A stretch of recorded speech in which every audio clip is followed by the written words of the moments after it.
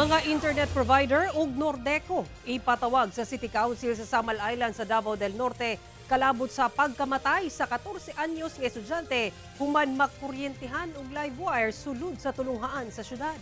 Ani ang report ni John D. Esteban. Sa eksklusibong interview sa GMA Regional TV 1 Mindanao kang Samal Island Vice Mayor Richard Gindulman, iyang gikahasubo ang kamatayon sa 14 anyos nga estudyante sa Mambagubi National High School. Human nga nakuryentehan sa nagbitay nga live wire sulod sa eskwelahan niadtong Agosto 19. Iyang gibutyag nga ipatawag sa City Council ang concerned internet providers ug ang Northern Davao Electric Cooperative o Nordeco sa session karong Huwebes. Gikasubo gyud namo ang nahitabo, no. Among ipatawag ang concern nga mga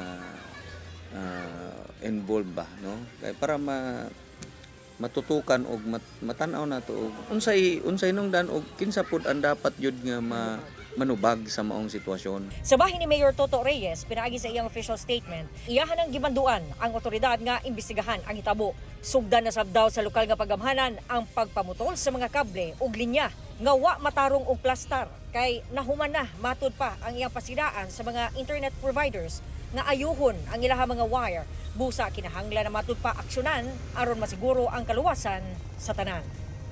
Kauban si Bebot Kahe sa kamera, John D. Esteban, 1 Mindanao.